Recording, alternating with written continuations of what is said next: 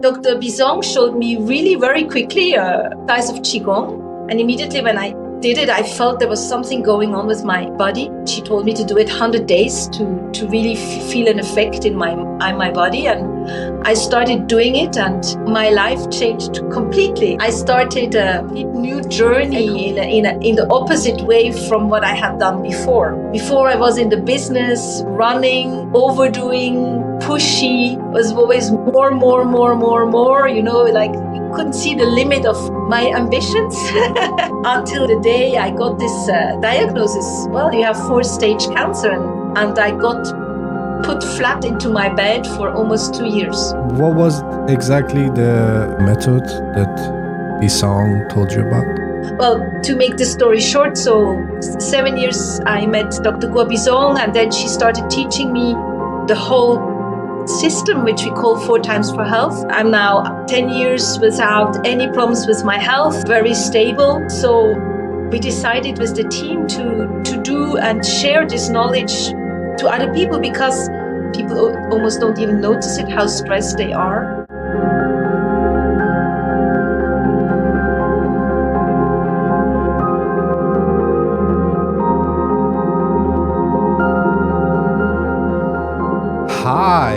Hi everybody, and we're back at it.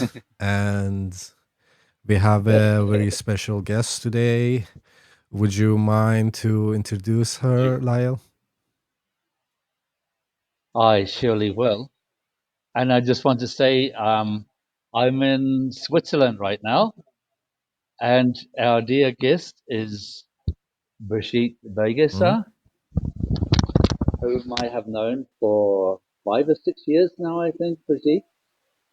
Very special person, half Swiss, half Peruvian, mother of 2, ex-banker, wonderful businesswoman, and now manager of the Shen Foundation's retreat center here up in the mountains. I think if you have your headphones Hello, on, we Brigitte. can hear you better, Lyle. Keep talking. Yeah. Hello, Brigitte, and welcome. Pleasure to have you on our podcast. Thank you very much. Yeah, I was just I thought maybe Lai can give some background of you, and then you can elaborate on it. Okay. Okay. Well, where do we start? I first met Brigitte in 2019. We were attending a summer retreat held by Dr. Bisong Bukor, who is a very dynamic person, very very driven to make big changes on this planet, to create a new humanity. And there was Brigitte. Brigitte had been involved for a couple of years before me, and I'm wondering, actually, Brigitte, if we give to you, and you can maybe explain from there how you got to be there and why, and what led you to this involvement with the Dr. Guo and the Shen Foundation. Yes, thank you. Yeah. Yes, actually, being there was not really my vision of life purpose, like about 5 or 6 or 7 or 8 years ago. Before we met Lyle, I was, as you said, I was in banking and in real estate. And when you met me, I had already been learning from Dr. Bisong for 2 years. And it was because I had had a cancer, 4-stage, a lymphatic cancer. And I couldn't, after the chemotherapy, I couldn't recuperate. And a friend told me, why don't you go to Scotland and you meet Dr. Guo Bisong? She does Qigong. And I said, what's Qigong? I had no clue what Qigong is. And well, I decided to go in the last minute, I think almost 1 day or 2 days before my friend was going. And I thought, okay, it can't do any harm. I just go. And I went for a conference, in fact. I didn't even go for a retreat, or it was for a conference, and the topics was very interesting. It was a Nobel Prize candidate, Dr. Ryan Arthur, who was actually having a speech about, he's been professor at the Stanford University about making research about complexity theory. And he has this speech about how to be economist in one way and how to be spiritual in the other way. So he was actually giving lectures about his spiritual side, where he was talking that really all his brain was functioning the best when he was in his retreats, where he was like 1 month in the desert. And that's where all his theories, his things were coming into the brain, all in that calmness. And it was very impressive to see this scientist talking about, for me, still very abstract way of experiencing knowledge coming into your mind, and really not.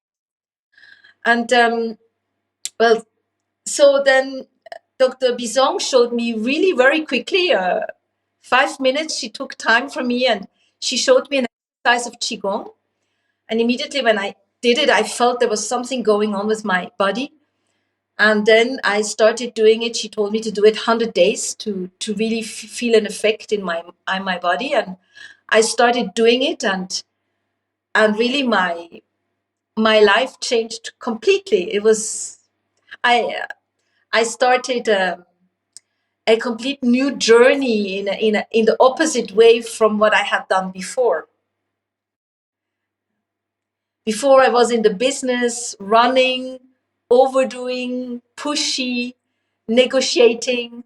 It was always more, like you couldn't see the limit of my ambitions until, the day I got this diagnosis. Well, you have 4-stage cancer, and I got put flat into my bed for almost 2 years. So what was exactly the practice, that the method that Bisong told you about? Yes, so it's actually what I realized, which I didn't realize before. I was very tired when I had this rhythm of working all day and working, from getting up at 6, bringing the kids to school, working for my company, getting the kids home. And when I had the kids in bed, I would go back and work till 11. So I had quite a crazy rhythm and I didn't realize it. So for me, it was normal. Everybody was doing more or less the same thing or similar. And what she taught me is that I need to take breaks.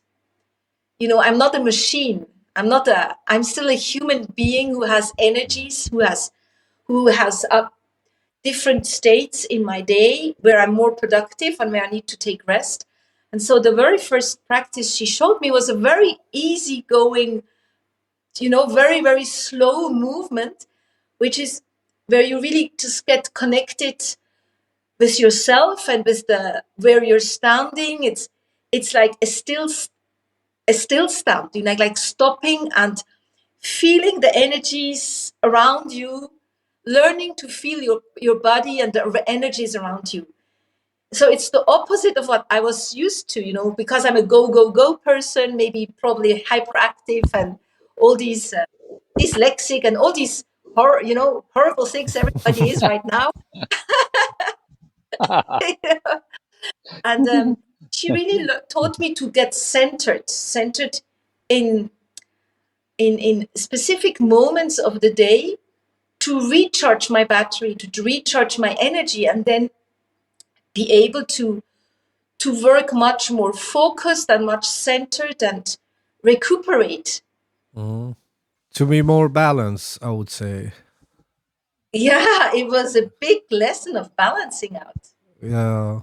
Because that was the issue.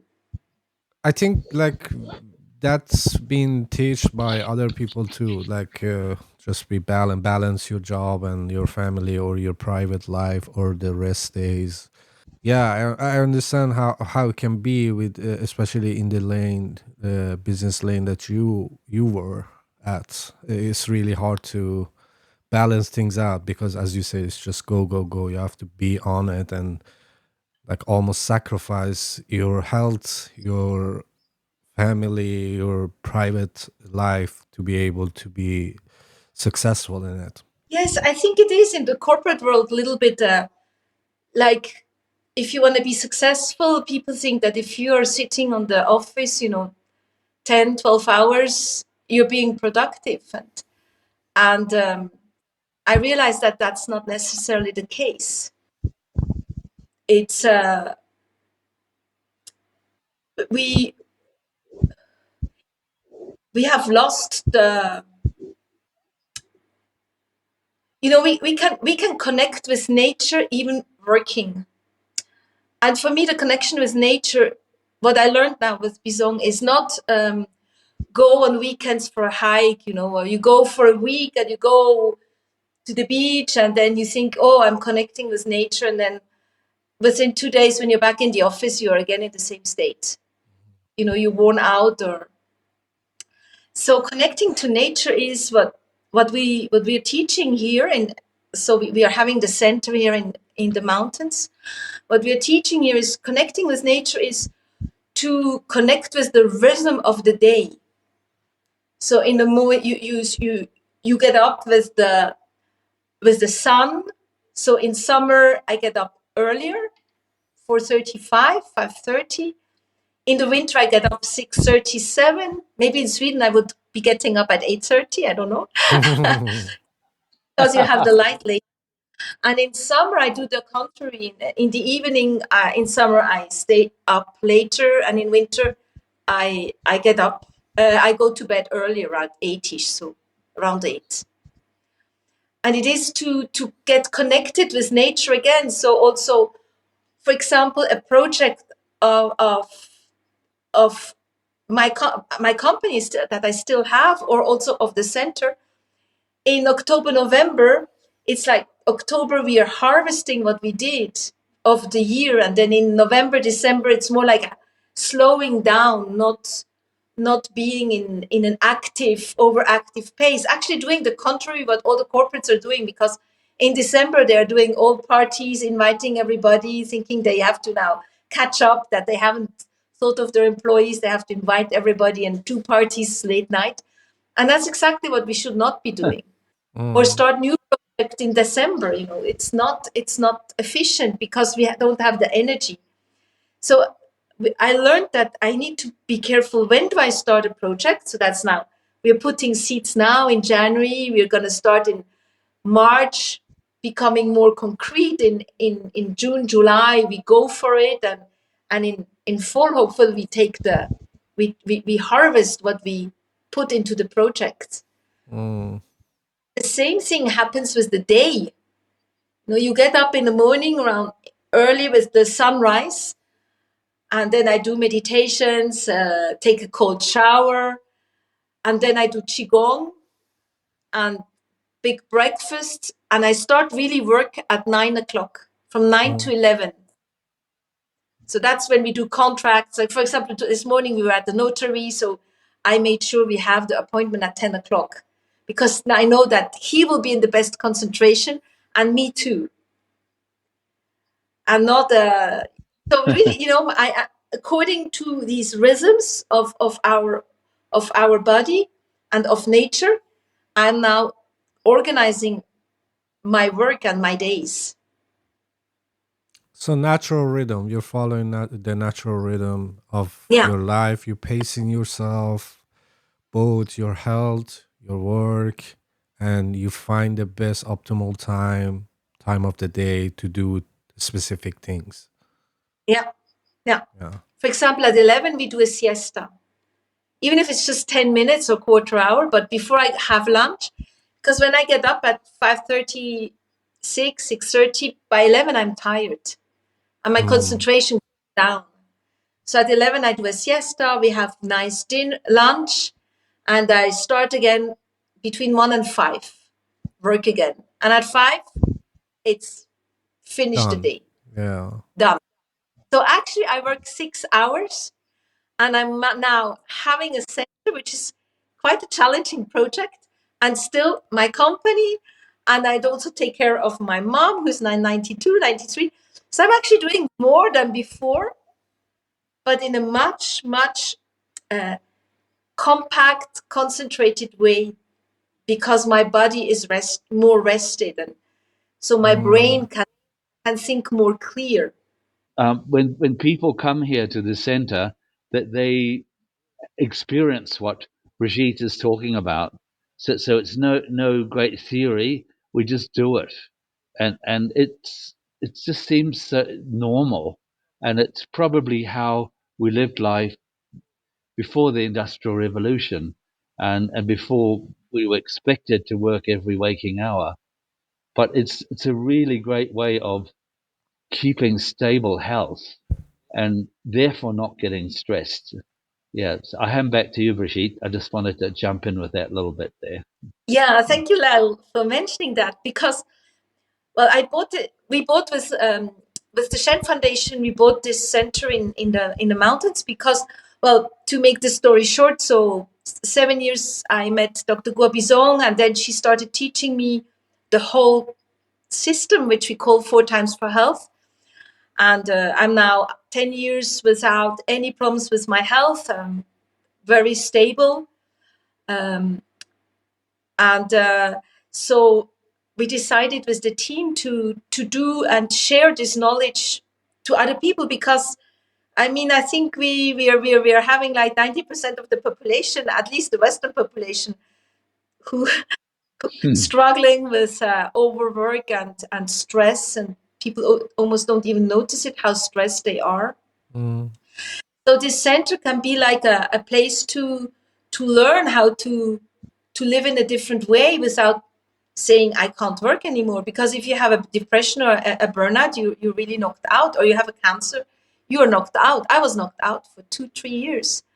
And it's to avoid that, it's to prevent it, or to heal. You can do both. And so 2 years we bought this place, and since then we have had over 110 young students coming to help us as volunteers, because the place was 7 years empty, abandoned. So there was a lot to be, repainting, look for old parquets, just get the place organized again. And so what we did is we told the young, you can come and help us and work 4 hours. We teach you 4 times for health, and your board and room is for free, and the rest of the time you can go and hike, because this is a beautiful valley. It's called the Magic Valley of the Lötschental. And for me, it was also an experiment. How do we do this with people who have never heard about it? They are still in the old rhythms. A lot of students who came almost burned out from their studies, or even young IT people came who really was 28. They do burnouts. It's not anymore with 40, 50. No. Now you see young people with 28, 30 already with burnouts. And so we immediately put them in this setting of 7:30 Qigong, 8 o'clock breakfast, 9 o'clock we work, 11 o'clock sleeping, eat lunch, and then 1 to 3 days they work, and we and the core team works till 5. And it's really miraculous, the things that happen here. I would say that we put this center into action in a very fast pace, because the people are really going with the flow with their body, and since they can recuperate in between, they have a lot of energy and ideas and commitment. It's really incredible experience to see how the people are being extremely efficient, just working for hours. Yeah.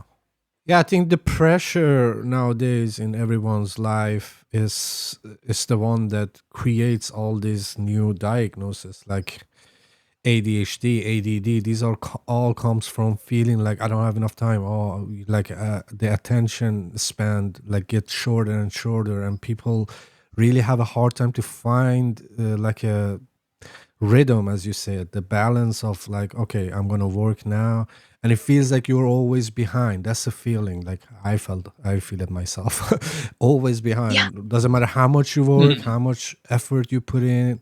It doesn't matter. You always feel like you're behind. You could have done more, or you did wrong, or and that's the feel. The feeling is rubbing off you, and it like kind of drain you. And exactly. I really have a hard time with especially waking up with sun, because in summertime you have to wake up at 2 o'clock if you want to wake up with the sun here in Sweden. But but what I'm saying is like I really have a feel like I have a different rhythm. Like I'm a like I like to sleep late in the mornings, and like I start my day. I'm not sure if it's the best schedule that I have, but it works to some degree. Yeah, I think here in up in Scandinavia, one has to be a little bit flexible with going up with the sun. Mm. Otherwise, you'd be crazy and stay up all summer. Yeah, exactly. Yeah. But I mean, I get up around 4:35 in summer and go to bed at 11. So it's like 5.5 hours, and that's enough. I don't need more. It's really perfect. My body doesn't need more. I'm energized by the sun. But then in winter, I'm really happy to sleep out a little bit, 7:30. I feel that's the right thing. And then again, when you're working in banking or so, you can't tell your boss, oh, today I'm coming earlier. You're coming because it's summer, or today I'm coming later because it's winter. They don't have that. So, mm, but yeah, it is so important. It would be great if if the leaders of the companies, or the the people who have big teams, they would themselves try out this concept to be able to then guide their teams to go to this direction. But having said that, it's extremely difficult because I had my team. It's a small team. We were just five of my company. And I would tell them, I do not want to have any phone call, any message, any email between 5 in the evening and 9 in the morning. mhm. And then I even told them, if we manage as a whole team not to do that for a whole week, I will invite you for something. You know, never happened. It never happened. I had some sort like of an Airbnb company. So sometimes, you get these phone calls at 10 o'clock, a crazy owner who who thinks, he's so important that he has to start calling up people at 10 in the evening without real reason, just Mm, because he's probably himself not well in a good place. And so we had this is the big temptation then of the employees to see that the person is calling 2, 3 times and that you don't take the phone, mm. and that you answer, and you don't, this discipline of saying, oh, I was told not to answer unless there is a fire.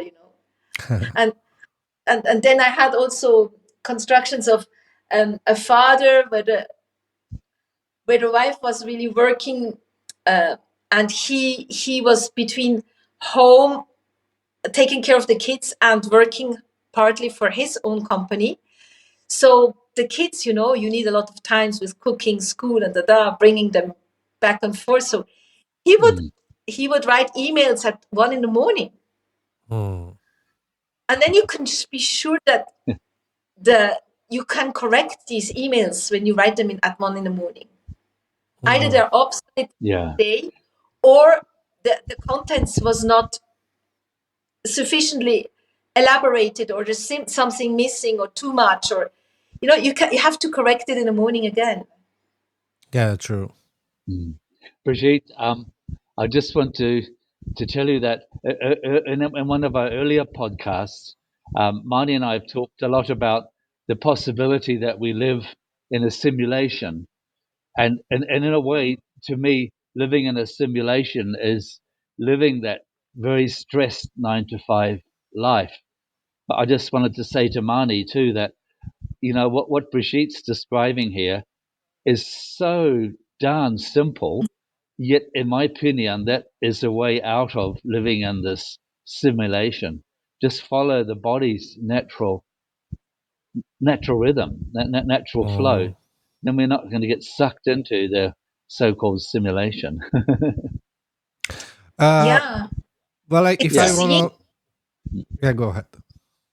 No, please, money.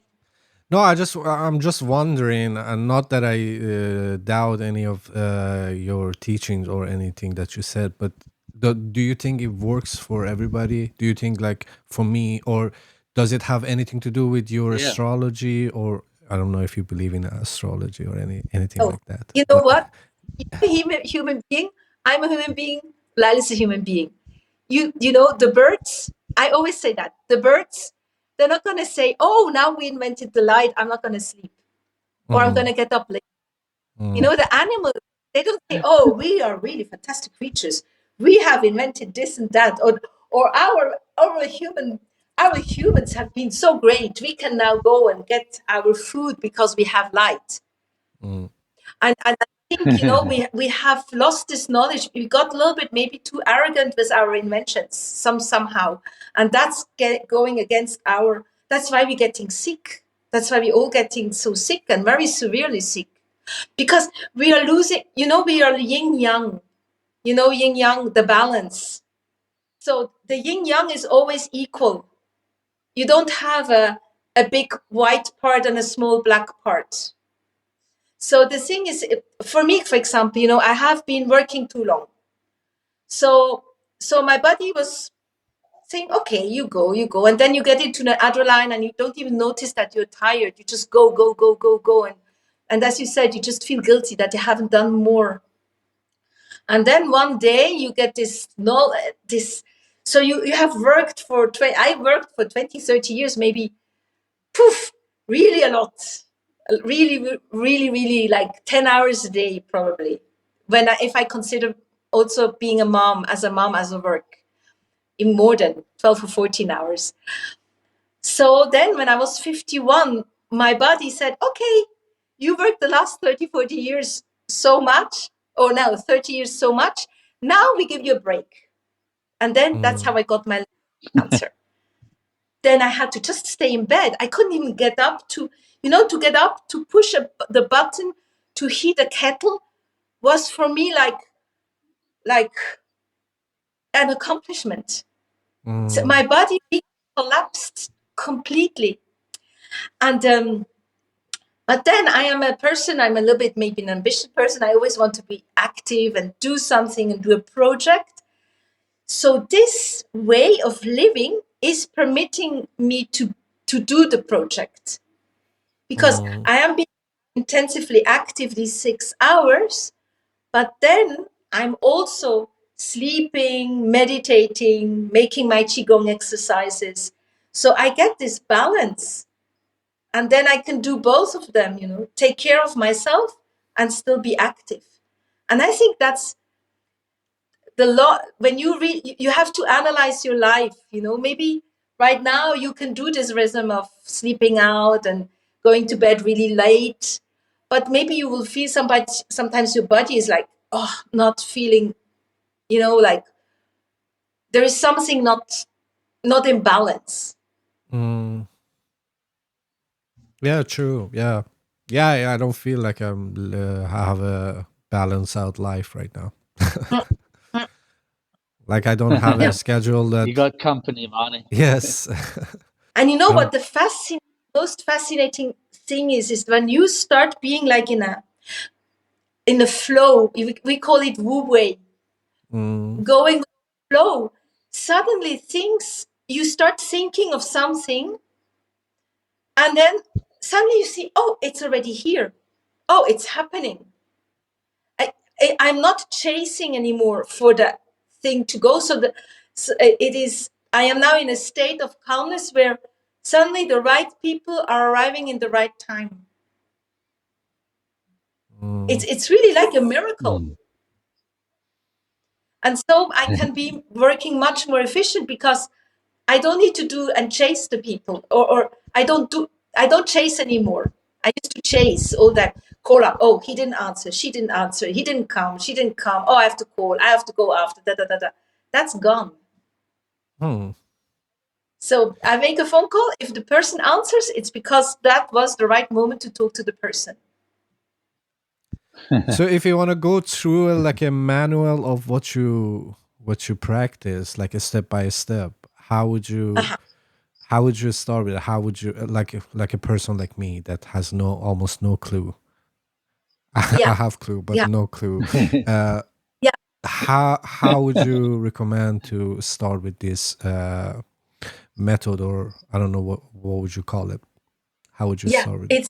The method, it's we call it 4 times for health. So I would show you there are 4 breaks. So the first one is the morning Qigong. The second one is the sleeping between 11 and 1 at lunchtime. The third one is we call it feet up. So it's a Qigong exercise where we put the feet against the wall to bring back the blood into our kidneys. So to energize our body again. And the fourth is put your feet in hot water. You go bathtub, 10 centimeters of water. You just place the feet in there and then just relax. And then into bed.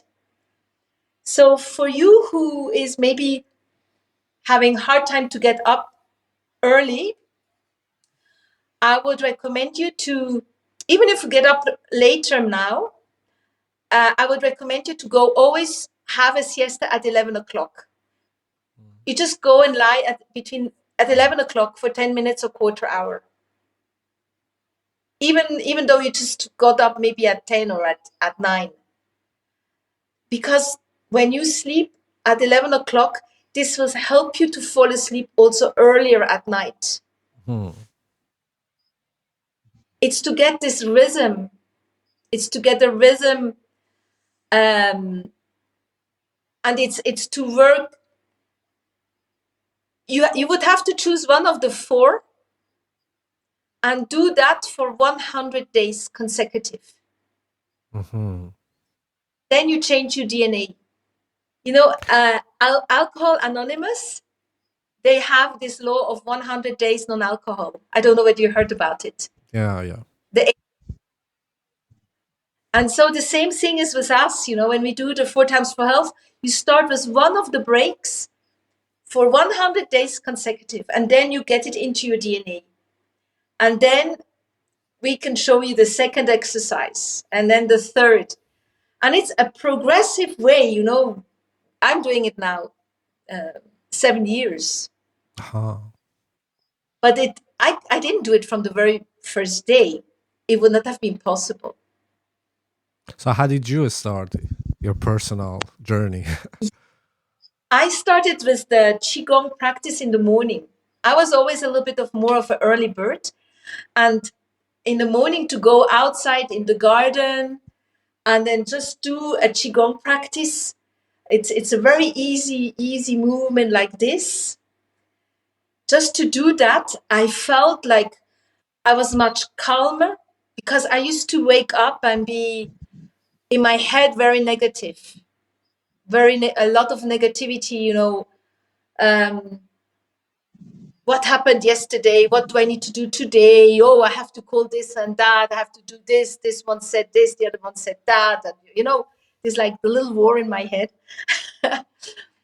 So I started, I get up, I drink hot water to stop my head sinking. I stretch myself like a baby. And then I start journaling, do meditation, do some 10 minutes meditation. Well, now in the meantime, I do much longer meditation, almost an hour. But in the beginning, I did 10 minutes meditation.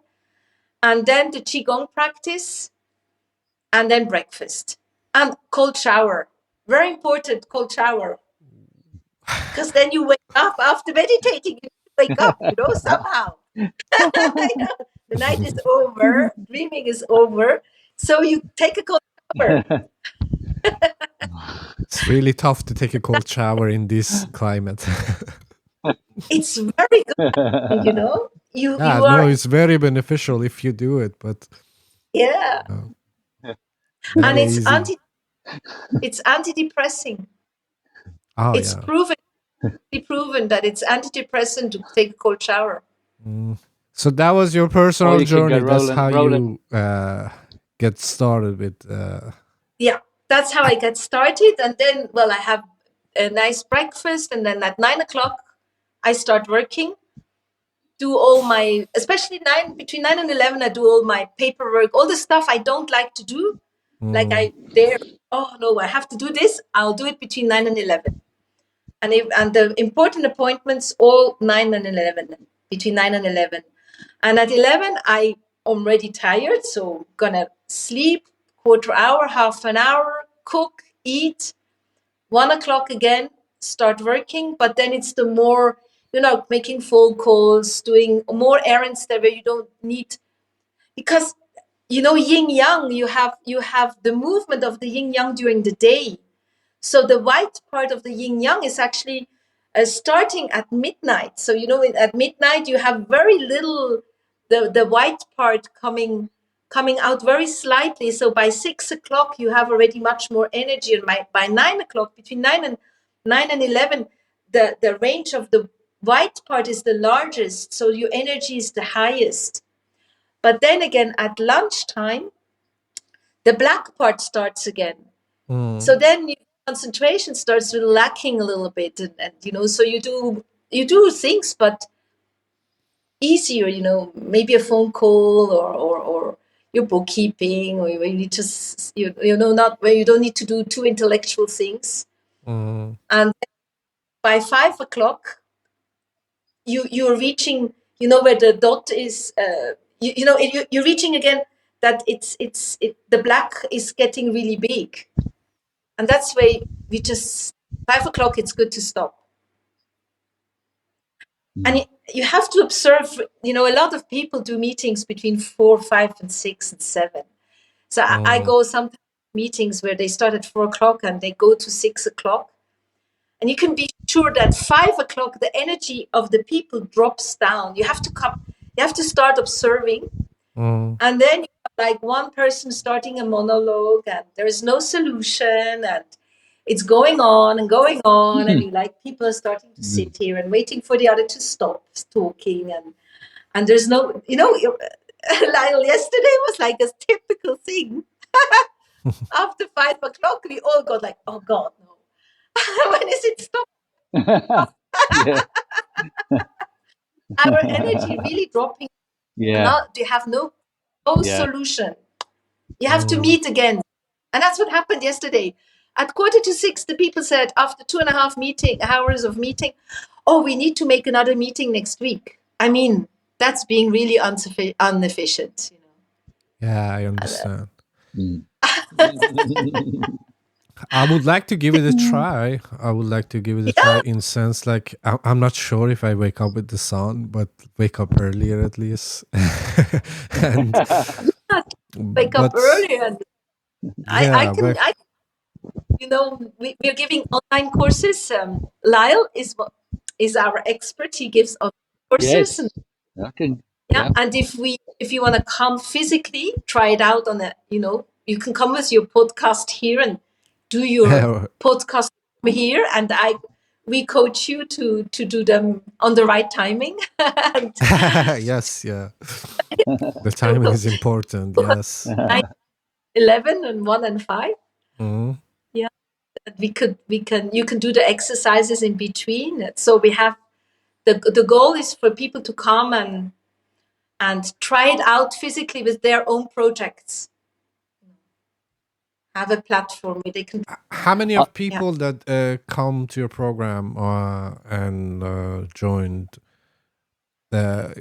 kept doing it afterwards? is actually, there is quite a few who tell me, and there is a lot who tell me a couple of months and years later that they do it. So they do it anonymously. So for me, it's quite to say how many, but I am very, very surprised how I meet people 2 or 3 years later, and they tell me, Brigitte, I started doing this and this, and my whole energy shifted. A lot of issues I had at work with my colleagues changed. Like the whole energy, the whole changed for them. Really very. So yeah, quite a lot. I can't tell you figures. Yeah, I understand. It's just like I think the secret of it is consistency. That you just keep doing a thing, and then it becomes part of you, as you said, Brigitte. There's no magic in it. It's just letting our bodies live how they were kind of designed to live. So we don't sort of stress them. It's a very, very simple thing, and that to me is the tricky part. We think, oh yeah, it's so simple. I'll just forget it today, or you know, um, that to me is the thing you have to really watch with making this work. As you said, Brigitte, 100 days, it's a habit, and that's what I would like to stress. And there's no great thunder or lightning or miracles. Like I said, it's just re-establishing what our body wants to do to stay healthy. yeah, I think develop a routine is hard, and especially for people like me who just I think I'm easygoing. I'm going with the flow, but I always put effort to things. I'm trying to do, like, if I set a goal, I will try to achieve it no matter if I'm feeling tired or whatever. I'm doing it. But what you Yeah. suggesting is that if you pace yourself, if you do things at the right time, things become easier. So it doesn't feel like, oh, I put my heart in it and it's not even finished, and I have to finish, I have to stay up late, and the day after I don't have energy for other stuff. I don't want to, my partner is mad at me because I don't have any time to spend with her and this and that. So it's like it's out of balance. Everything is out of balance. You push somewhere and somewhere else is lacking. So it's like it's really hard to like Yes. almost juggling all the balls at the same time and like not drop one like I did here. So yes, I understand, and it's really interesting. It's a very simple concept to like, and it's almost a common sense. It's like, yeah, if you wake up early and do your things, like prepare your mind and body for the day, and then you have a better level of energy and focus to do the task that you're supposed to do. And after that, you take a break, you rejuvenate, you get your blood circulation up again, and then you continue and you don't have to go as hard Yeah. even. It's exactly Oh. it's exactly that. And it comes from the Tao, the Taoism. And the Tao says less is more. Mm. And I go deeper. This knowledge has been, the Lao Tse was about 3,500 years. And this knowledge is known in all religions. If you look at the Christianism, in the Hinduism, in the Buddhism, in the Islam, the only religion who has imposed it to his people is the Islam. Because you have 5 prayers Yes. according to the moon, I think, or you Sun have your and moon specific. both, yeah. Yeah, it has a specific timing. Not that I'm a Muslim, but I grew No, up Muslim, so I know. Yes, yeah. So I am Christian, and I lived 6 years in the Middle East. So each morning we heard the we heard the prayers that people have to go up, get up. And I was always amazed how my friends who had done, they went to all Western schools, Oxford, and I don't know, they had all gone to American England to do studies, but they still all come home and they do their 5 prayers, the girls and the boys, the men and the women. And it never came to me that it's actually when I started applying 4 times for health, that it came to me that when I was with my friends, my Bahraini friends, I tell them, I have to do feet up. And she said, oh, good timing. I'm going to do my prayer, Yes. And, so we end up doing the same things in the same time.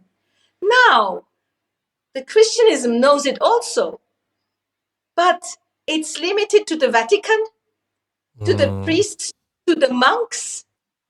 They are doing it. So I had my brother who had a burnout. And then he said, I'm going to go to a convent.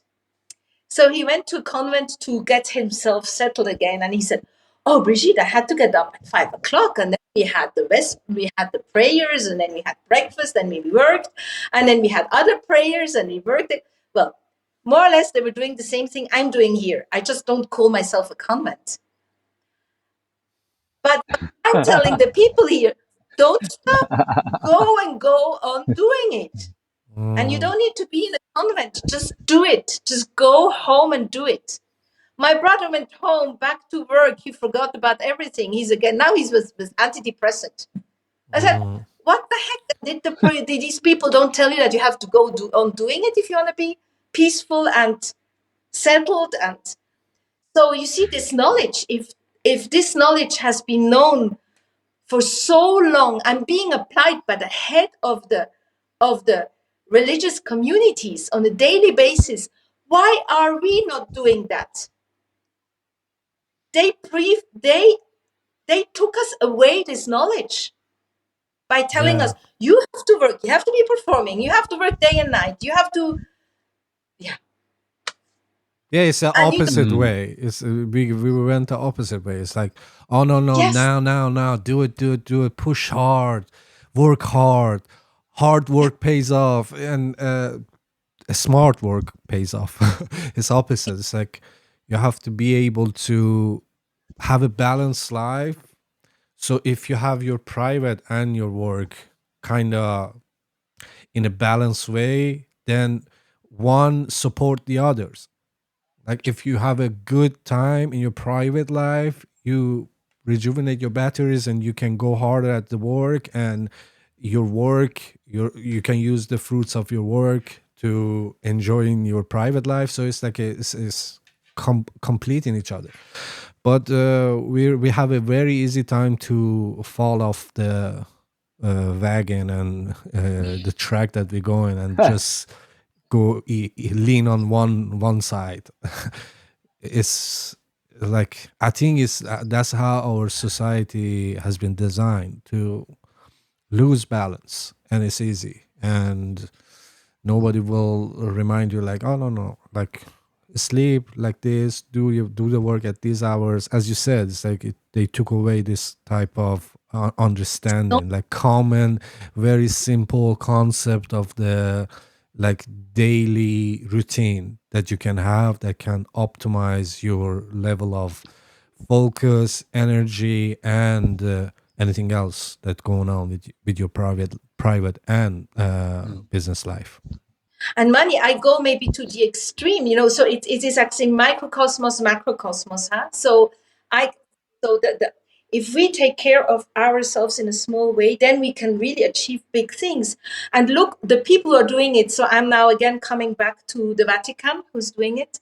And I'm going back to the Middle East. So the Khaliji, the Saudi, Qatari, UAE, Bahrain, Kuwaitis, I think the population is doing 4 times for health. I call it now 4 times for health. And look what they did. Okay, they have the petrol. Okay, that's the excuse. But all the other countries who have petrol, Nigeria, Venezuela, name all the rest of the world who has petrol is in war, except of Norway, But the Middle East, look at what they are building up. Look what they did out of the desert. It's really just incredible. Look what the Vatican did of a little state, and they are really applying. So I am pretty convinced that if you are able to get these rhythms settled, if you get them again close to nature, close to the blueprint of Earth. It is the blueprint of Earth. You can really achieve a lot of things that you never expected to be able, and also healing your. I had a friend who came. He had Huntington. It is a degenerative illness which they have not found any solution, and the people die very, very young when they have this illness. He came, and he was really in the brink of dying. And after 2 years of practicing it, when we used to go to the doctor in France, in Paris, she said, I don't know what's happening with you. Each time I see you, you're getting better.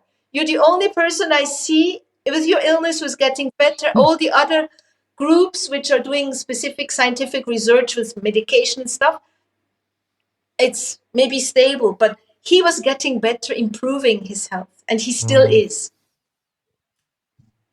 And I did my cancer. I had to balance up. I had to calm down.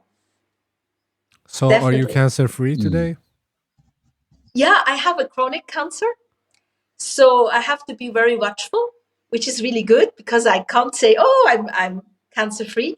But each time I go to my doctor, he tells me, oh, your blood tests, all your scale, I have the right to go to all these sophisticated machines. But he tells me, oh, you are healthier than I am. So good. I'll teach it to you. Good to hear that.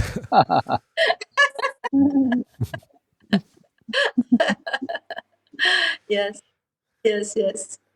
So yeah, it's really interesting. I should give it a try. I should start doing something because I feel like my creativity is getting lower, especially when I wake up very late.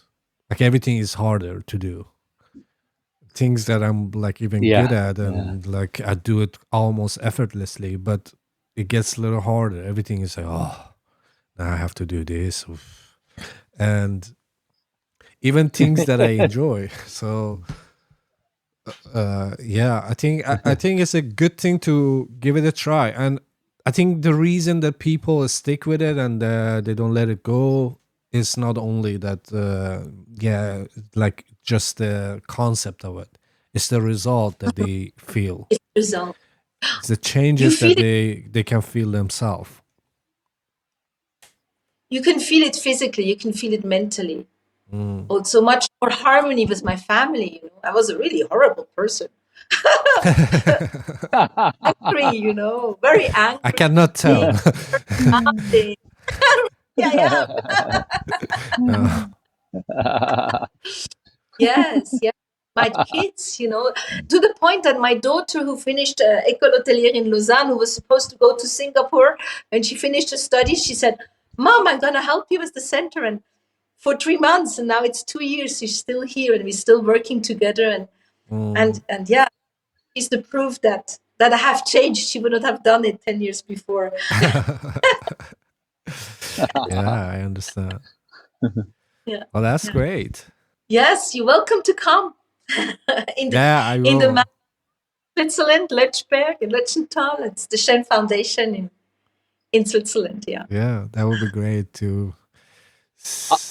Moni, I think this is actually a Hollywood film set. I don't think it's a real place. Just so you know, it's so. No, and you look outside. I told Brigitte, I was like, your background looks like one of those AI generated backgrounds. So it's like, yeah. Well, if you could see what I could see out the window, it's even more amazing. You look up and up and up, and you cannot hardly see the top of the mountains. But I'm sort of waiting for a pixel to break or something, And then I realized, it was a film set. It is amazing. It's amazing here. I love it. Yeah. But I'll be back next week, dear Marnie, to to do some more work with you. But it's been a great breakup here and great being with Brigitte. Yeah, really just awesome. Yeah. Thank you so much for inviting me. Oh, and being thank you for coming. Thank you for spending time with us. It was really impactful what you said, and it affected me. So I will definitely try to do some of it, at least start with it and see how it affects my life, because I need to do something. Yeah, take a cold shower in the morning. No. Start. I have my boundaries. Okay, wash your face with cold water. Start with Okay. Baby steps. Baby steps everywhere. Yes.